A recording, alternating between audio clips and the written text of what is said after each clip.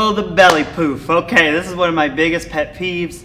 It is day one stuff that we're still seeing issues with people all over the place, no matter how experienced people are. Okay, especially if you're an experienced athlete. I'm sure you've done hollow rocks before, at least played around with them once in your life. But what we see a huge issue all the time is we see people doing hollow rocks, and again, they get their priorities mixed up, and they're doing 20 hollow rocks, or they're doing 100 hollow rocks, and then every time you break, you got to do this.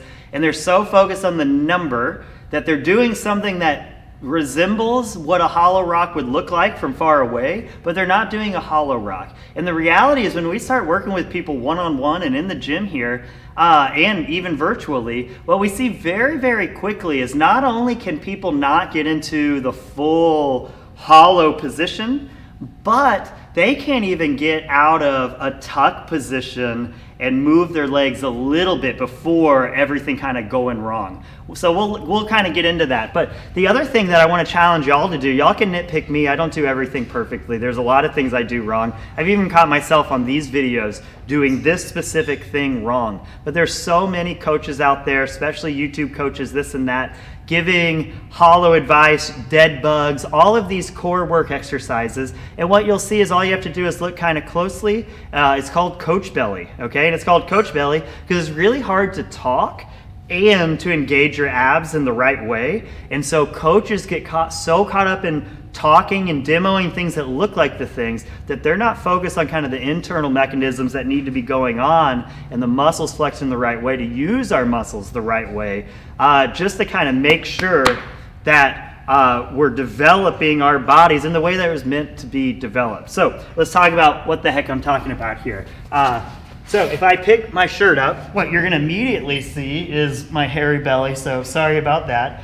But if I sit here, and I'll give you the side profile, and if I put a little arch in my back here on the ground, that means I'm overextended down here, okay? So now if I pick a leg up, boom, poof belly. Here we go. This is coach belly, okay? So if I pick my legs up, I've overloaded the hip flexors, okay? I'm using only these top abs here, the rectus abdominis, and if I try and draw my belly button in from this position, that's as far as I can draw it in.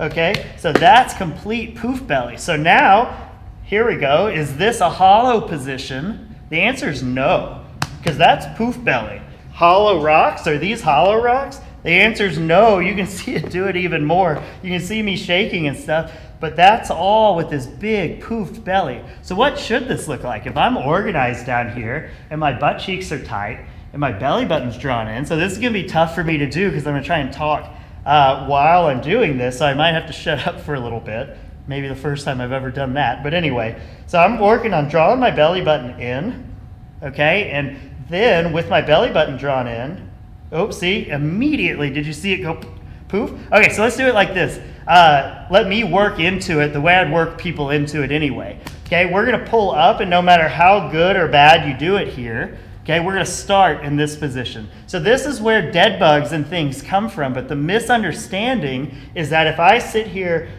and poof like I'm doing right now, and then start doing all these dead bug exercises, the misunderstanding is that that is good core work, and it's not. It might be good rectus abdominis work, but not the transverse abdominis, not the lower abs, not the obliques, not the things that really develop strong cores in the right way. So what we're going to do is get up into this little ball, and we're going to unload all of these muscles that I possibly loaded wrong from the bottom. I'm going to unload from up here. So I'm just going to put my hands on my knees, and what that's going to allow me to do is immediately you can see a completely different position here.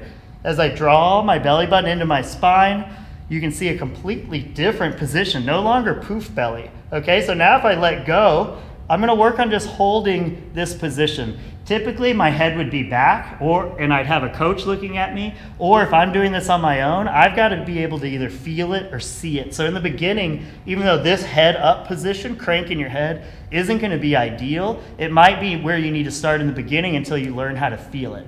So unload from here. If you never unload, if I come up poofed, okay, and I try to draw my belly button in, I can't. But as soon as I unload, I can let those muscles, now that looks completely different. Okay, so with my belly button drawn in, I'm just gonna see how far can I go. That was a good one. Notice I had to shut up. Draw that belly button in, unload in case you went wrong. How far can you go? And we can see the difference here. Nice and unloaded, lower abs. Hollow, here we go, there's the poof. And as I pull it back up. So there's so many things. There's leg raises, that's poof. That's gonna be too much hip flexor, as opposed to leg raises with my belly button drawn in, using the right muscles are going to use the right amount of hip flexors and the lower abs and everything else. Okay, so when we talk about hollow work or hollow body work or hollow body rocks, remember it's everything. If we program ring muscle ups, we're going to scale ring muscle ups down into progressions that you can do well, that where you can work on at your threshold. So here's going to be how you start. You come up here, tuck into this little ball, draw the belly button in, and the only thing I care about is can you get your feet to the ground?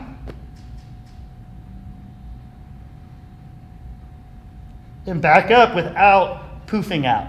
I've got another video talking about the ability to wear a belt, like a simple dress belt. There's like yoga straps you can use. There's physical therapy belts you can use. But another thing, let me just grab a jump rope.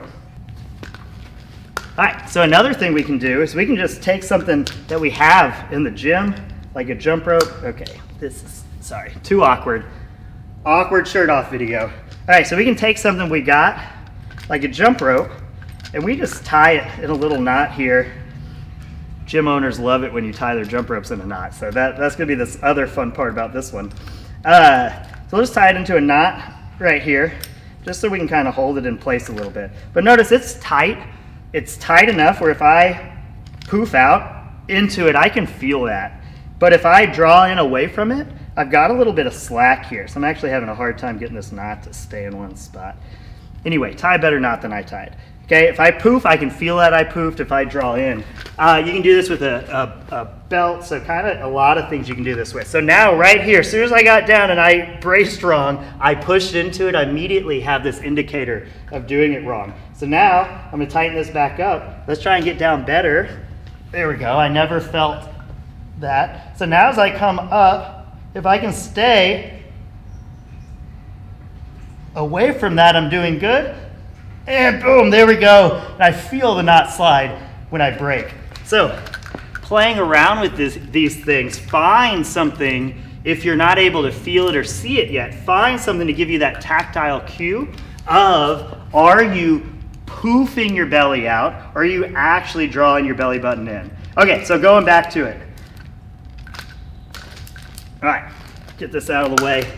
Going back to it, when we're working on hollow body stuff, the progression is gonna be, get here, always unload your reps here, because you'll be able to see, draw in, oh, that's completely different. Unload, can you get your feet to the ground?